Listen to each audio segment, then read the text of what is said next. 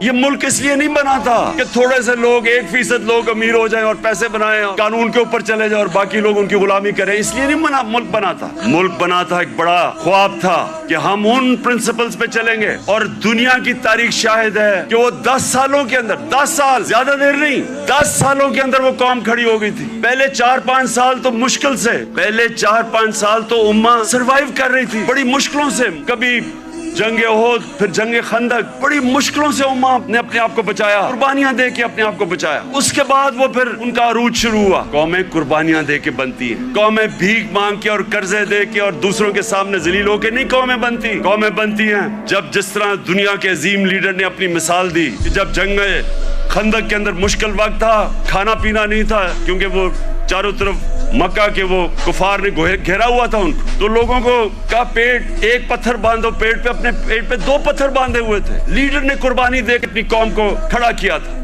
اور یہ وہ قوم اللہ نے جس کو ہر قسم کی نعمتیں بخشی ہمیں، 12 موسم ہر قسم کی. یہاں آپ کو اندازہ ہی نہیں ہے، میں تو 3.5 سال میں اقتدار میں پتا چلا کہ اللہ نے کیا دیا. لیکن ہمیں کیریکٹر چاہیے، ایک کیریکٹر چاہیے ایک بڑی قوم بننے کے لیے. جو ہمارے نبی صلی اللہ علیہ وسلم نے ان کو آزاد کیا تھا، ان کا کیریکٹر اٹھایا تھا. ایسا کیریکٹر تھا کہ انڈونیشیا اور ملیشیا کے اندر کوئی مسلمان فوج نہیں گئی، صرف مسلمان تاجروں کی وجہ سے ان کے کیریکٹر کو دیکھ کے لوگ مسلمان ہو گئے. حضرت معین الدین چشتی جب راجپوتانہ میں آئے تو وہاں تو کوئی مسلمان ہی نہیں تھا، راجپوتانہ میں تو کوئی مسلمان نہیں تھا. جب وہ گئے تو لاکھوں لوگ ان کے جنازے پہ آئے. کیریکٹر سے انہوں نے بدلا. ساری جو 10 سال تھے، 622 اور 632 ٹوٹل، لوگ کہتے ہیں جی تلوار سے اسلام پھیلا. جو ٹوٹل جو مسلمان اور جن کا مقابلہ تھا مخالف، جو ٹوٹل لوگ جنگوں میں مرے تھے وہ 1200-1300 تھے. 1200-1300 10 سال میں لوگ جنگوں میں مرے تھے. فکری انقلاب تھا، ذہن بدل گئے تھے اور ذہنوں نے انسان کو